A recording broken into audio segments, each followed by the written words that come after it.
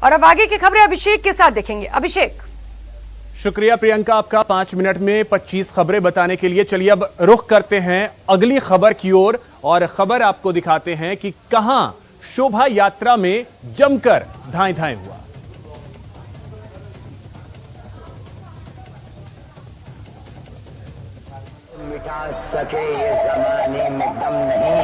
कार्यक्रम तो धार्मिक था, लेकिन सिर पर ताकत दिखाने का भूत इस कदर सवार हुआ कि रीति नीति भूल कर करने लगे धाएं धाएं। बंदूक से सरेआम फायरिंग कर टशन दिखाने की ये तस्वीर जालौर जिले के बागरा थाना इलाके की है, जहां सिमड़ा में शोभा यात्रा के दौरान भगवान के इन भक्तों ने बेखौफ फायरिंग कर लोगों के दिलों में खौफ भर दिया। इस शोभा यात्रा में सैकड़ों लोग शामिल थे, महिलाएं और बच्चे भी थे, लेकिन ताकत दिखाने की ललक ने इन भक्तों के विवेक का जैसे नाश कर दिया था। तभी तो उन्हें इस बात का जरा भी एहसास नहीं हुआ कि उनकी ये सनक किसी के लिए जानलेवा साबित हो सकती है। यात्रा चलती रही और इधर इन लोगों की बंदूकें गरजती रही। सरेआम धाएं धाएं का वीडियो सोशल मीडिया पर वायरल होने के बाद जागी पुलिस मामले की जांच में जुट गई और जल्द ही अपनी ताकत की खुलेआम नुमाइश करने वालों की पहचान कर ली। पुलिस ने इस मामले में सिमड़ा गांव के ही 3 लोगों के खिलाफ केस दर्ज किया है। पुलिस के मुताबिक थाने में दर्ज रिकॉर्ड के अनुसार तीनों आरोपियों के नाम से हथियार का कोई लाइसेंस नहीं है। खबर बीकानेर से है, जहां खेत में एक बम मिला। बम मिलने के बाद क्या हुआ, देखिए इस रिपोर्ट में। जोरदार धमाका हुआ और पूरा इलाका थर्रा उठा। धूल का गुबार आसमान में छा गया, लेकिन घबराने की जरूरत नहीं है, क्योंकि ये धमाका उस बम का था जिसे सेना के बम निरोधक दस्ते ने पूरी एहतियात के साथ डिफ्यूज किया। दरअसल शनिवार को बीकानेर जिले के गेमनापीर रोड पर एक खेत में बम मिला था। बम मिलने की खबर से आसपास के गांव में हड़कंप मच गया।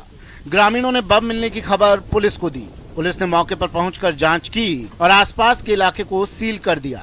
इसके बाद बम मिलने की खबर सेना को दी गई, जिसके बाद सेना के अधिकारी बम निरोधक दस्ते के साथ मौके पर पहुंचे और पूरी सावधानी के साथ बम को डिफ्यूज किया गया। दरअसल जहां बम मिला था उसके पास ही महाजन फील्ड फायरिंग रेंज है, जहां सेना का अभ्यास चलता रहता है। इस दौरान कई बार बम चलाने पर विस्फोट नहीं होता है।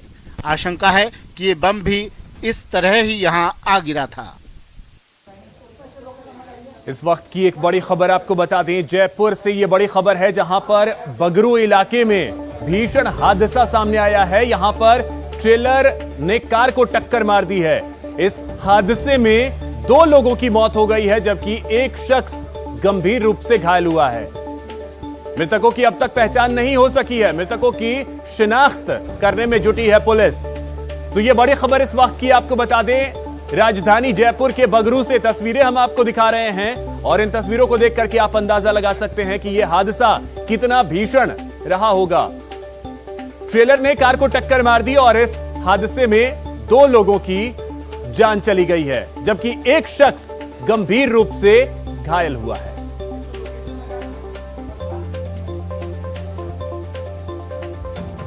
तो इस तस्वीर को देख करके आप अंदाजा लगा सकते हैं कार के परखच्चे उड़ गए।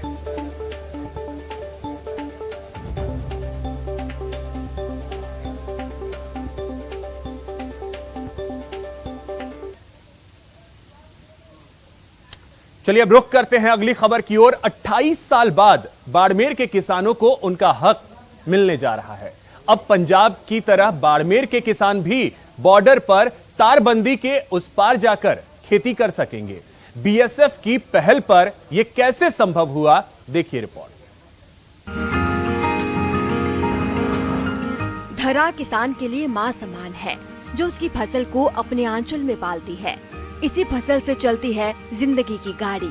लेकिन क्या हो जब इस धरा पर बॉर्डर बन जाए और तारबंदी के कारण किसान अपनी ही जमीन से दूर रहने को मजबूर हो जाए। ऐसा ही हुआ था पश्चिमी राजस्थान के कई किसानों के साथ। लेकिन अब 28 साल बाद उन्हें उनका हक मिलने जा रहा है। बाड़मेर के ये किसान अब सरहद पार अपनी जमीन पर खेती कर पाएंगे। सीमा सुरक्षा बल ने इसके लिए तैयारियां शुरू कर दी हैं। दरअसल साल 1992 में तारबंदी शुरू हुई। किसानों की जमीन 0 पॉइंट और तारबंदी के बीच चली गई। करीब 11,468 बीघा जमीन फंसी हुई है। अब 28 साल बाद बीएसएफ की पहल पर राहत मिलने वाली है। इसके लिए बीएसएफ ने नए गेट बनाए हैं। बता दें कि बाड़मेर में भारत पाकिस्तान बॉर्डर पर 100 मीटर अंदर तारबंदी की गई थी, लेकिन किसानों को महज तारबंदी के नीचे आई 4 मीटर जमीन का ही मुआवजा मिला था। बाकी जमीन खातेदारी में तो दर्ज है, लेकिन किसान यहाँ खेती के लिए नहीं जा सकते थे। कुछ दिन पहले सारला इलाके में बीएसएफ डीआईजी विनीत कुमार ने किसानों के साथ बैठक की और इस बैठक में किसानों से उस जमीन पर खेती करने के लिए आवेदन मांगे। बीएसएफ ने इसके लिए तैयारी भी कर ली है। किसान बीएसएफ द्वारा जारी आईडी कार्ड दिखाकर खेती के लिए जाएंगे। सिर्फ बरसाती खेती ही नहीं, बल्कि ट्यूबवेल से भी खेती होगी। तारबंदी के अंदर से पाइपलाइन ले जा सकेंगे। सुरक्षा के लिहाज से कड़ी निगरानी की जाएगी। चौहटन के जाटों का बेरा सारला इलाके के किसानों को राहत मिलेगी। सुबह 9 बजे एंट्री मिलेगी।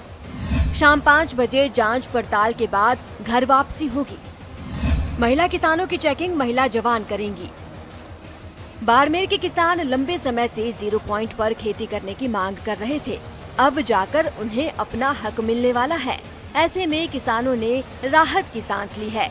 आखिरकार उन्हें अपनी ही जमीन पर खेती करने का हक जो मिलने वाला है।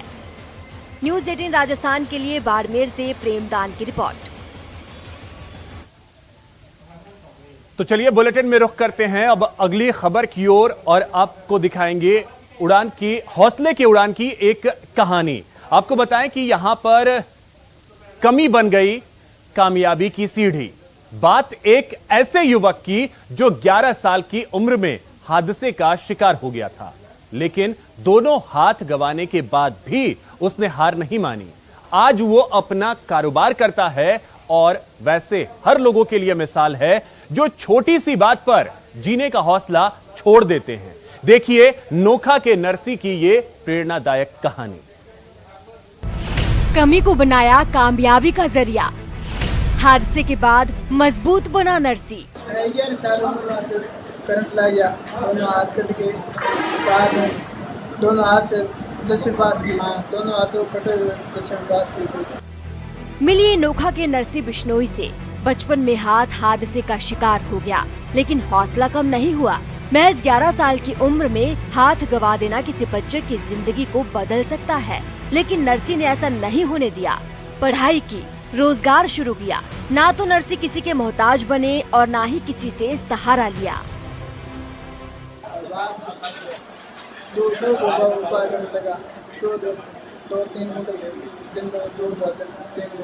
नोखा के उड़सर गांव के रहने वाले नरसी ना सिर्फ अपनी जरूरत के सारे काम खुद करते हैं, बल्कि अपना कारोबार भी करते हैं। कारोबार भी ऐसा जो काफी मेहनत वाला है।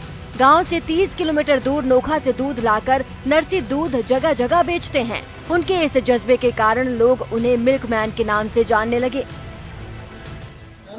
ये देना जो दोनों हाथ में यार लगा है, शायद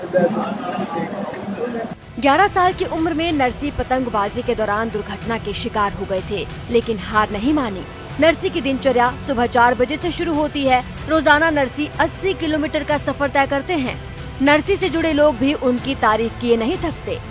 लड़का है, स्वाभिमान है, दोनों हाथ कटे हुए हैं, उसके दूध देके जाता है। हम लोग से इतना अच्छा व्यवहार रहता है कि पूछो मत। नरसी बिश्नोई वैसे लोगों के लिए मिसाल हैं जो किसी शारीरिक कमजोरी के शिकार हो चुके हैं। सतवीर सिंह राठौर, न्यूज़ 18 राजस्थान। मुख्यमंत्री अशोक गहलोत ने केंद्र पर एक बार फिर हमला बोला है। बढ़ती महंगाई को लेकर सीएम ने हमला बोला है केंद्र पर। मुख्यमंत्री ने हमला बोलते हुए कहा है कि गलत नीति और नीयत का नतीजा महंगाई है। केंद्र ने 7 साल में कोई ठोस कदम नहीं उठाया। आम आदमी को घर चलाना अब मुश्किल हुआ है। महंगाई कम करने में केंद्र सरकार पूरी तरीके से असफल है।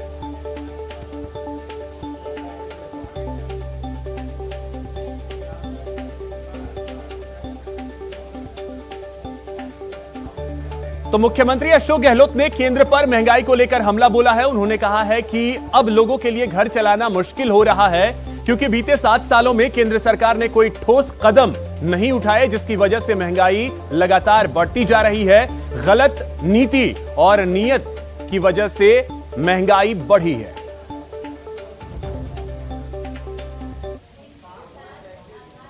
नेटवर्क 18 फेडरल बैंक संजीवनी गाड़ी भारत के कोविड प्रभावित जिलों में जा रही है। वैक्सीन के लिए जागरूकता फैलाने की हमारी इस मुहिम को आप भी अपना सहयोग दीजिए। चलिए आपको दिखाते हैं कि संजीवनी गाड़ी अब तक कहां-कहां गई और आज कहां है।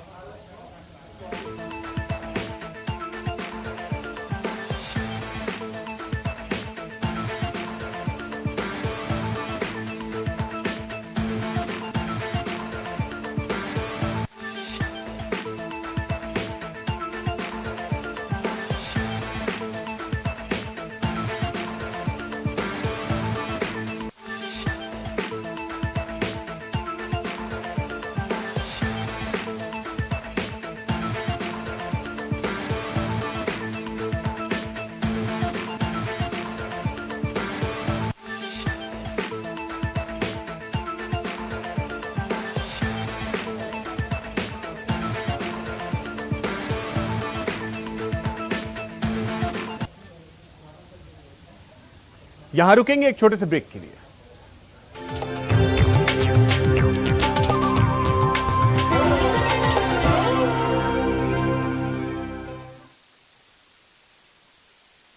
News Network, News 18 Network.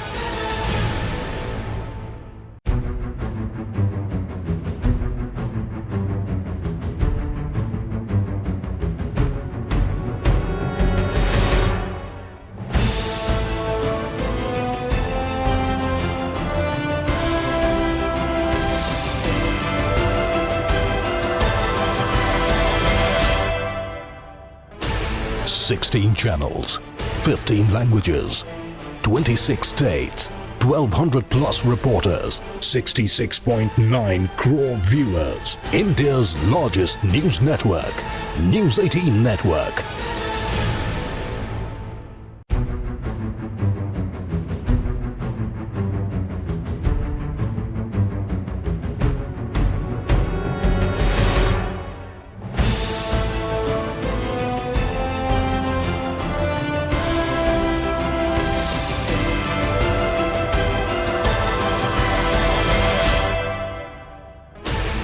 Sixteen channels, 15 languages, 26 states, 1,200 plus reporters, 66.9 crore viewers. India's largest news network, News 18 Network.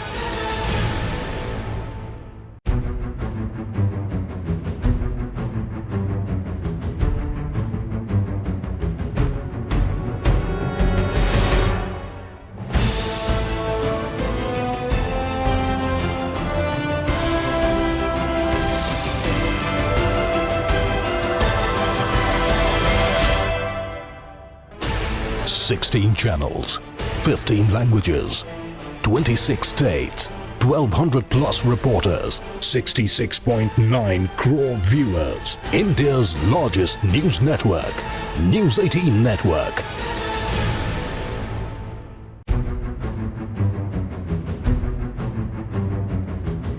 का स्वागत है। चलिए अब आपको लिए चलते हैं लेक सिटी उदयपुर, जहां पर एक तोता इन दिनों खूब चर्चा का विषय बना हुआ है। आपको बताएं, मनमोहक रंगों वाला ये बड़ा सा तोता शहरवासियों के साथ ही पर्यटकों के लिए आकर्षण का केंद्र बना हुआ है। लेक सिटी में आकर्षण का केंद्र बना विदेशी तोता।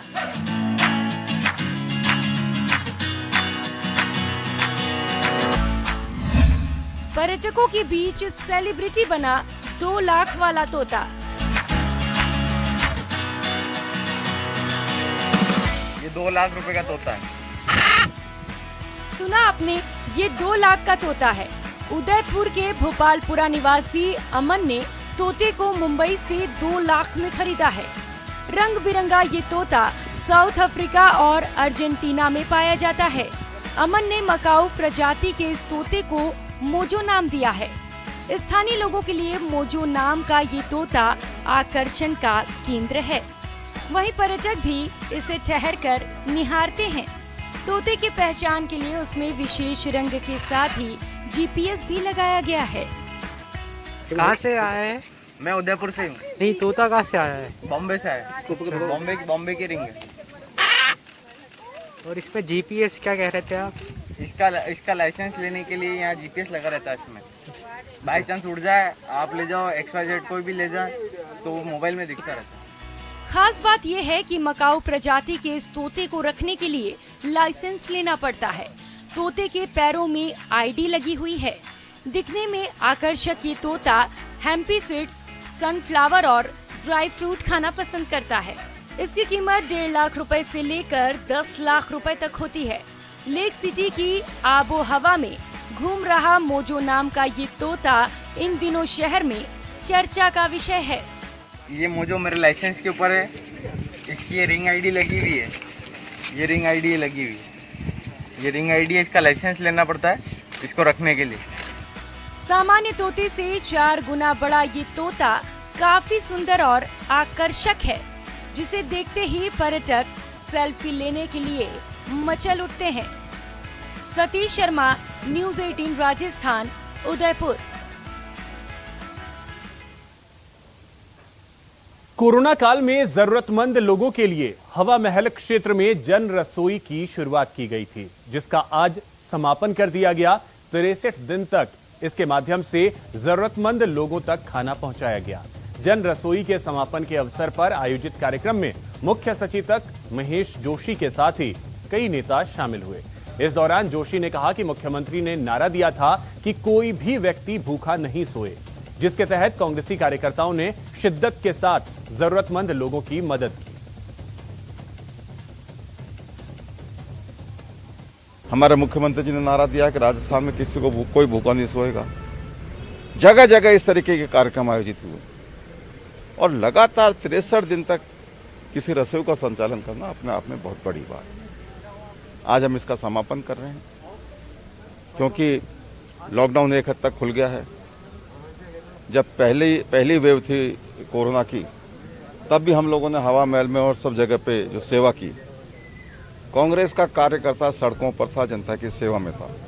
किसी भी, मैं नाम नहीं लेता, लेकिन किसी भी दूसरे संगठन का, किसी दूसरी पार्टी का कार्यकर्ता वो फील्ड से नजर आता। राजसमंद जिले ने स्वच्छ भारत मिशन में बड़ा मुकाम हासिल किया है। बेहतर कचरा प्रबंधन और स्वच्छता कायम करने में राजसमंद जिले की किलवाड़ा और नाथद्वारा उपखंड की दिलवाड़ा ग्राम पंचायतें खुले में शौच मुक्त और ODF प्लस घोषित की गई हैं। ये दोनों ही पंचायतें राजस्थान की पहली पंचायतें हैं जो स्वच्छ भारत मिशन के तहत ODF प्लस घोषित हुई हैं। अब राज्य के दलों द्वारा दोनों पंचायतों में नमूना सत्यापन किया जाएगा, जिसमें वार्षिक आधार पर प्रत्येक गांव के कम से कम 5% परिवार शामिल किए जाएंगे। पिछले 5-7 महीनों से कोशिश कर रहे थे कि हमारी ग्राम पंचायतें धीरे धीरे कर और अपना जो घर घर का कचरा है उसका सूखे और गीले कचरे का निस्तारण प्रॉपर तरीके से करें और साथ ही साथ घर घर। जयपुर के नाहरगढ़ अभ्यारण्य में होप एंड बियॉन्ड संस्था ने एक नुक्कड़ नाटक का आयोजन किया। इस नाटक के जरिए लोगों को पर्यावरण को लेकर जागरूक करने की कोशिश की गई। होप एंड बियॉन्ड संस्था 5 जून से वन विभाग के साथ मिलकर सफाई अभियान चला रही है। इस दौरान संस्था ने राज्य सरकार और पुलिस प्रशासन को इस अभियान में सहयोग देने के लिए उनका धन्यवाद भी किया। नाहरगढ़ पूरे जयपुर को, पूरे जहां को, और नाहरगढ़ को हम अपना घर मानते हैं, इसलिए हम सब यहाँ आए हैं। मैं थैंकफुल हूँ राज्य सरकार का, फॉरेस्ट डिपार्टमेंट का, होप एंड बियॉन्ड टीम का। एज डॉक्टर साहिल सिंघल, मैं जयपुर का एक सोशल वर्कर हूँ और मैं चाहता हूँ कि आप सब जो अच्छे काम कर रहे हैं वो करते रहें। होप एंड बियॉन्ड यूथ जो आप ड्रामेटिक्स कर रहे हैं, बहुत आगे गए जीवन में। तो इसी के साथ इस बुलेटिन में फिलहाल इतना ही। राजस्थान की और भी खबरों को देखने के लिए आप विजिट कर सकते हैं हमारी वेबसाइट news18rajasthan.com पर। नमस्कार।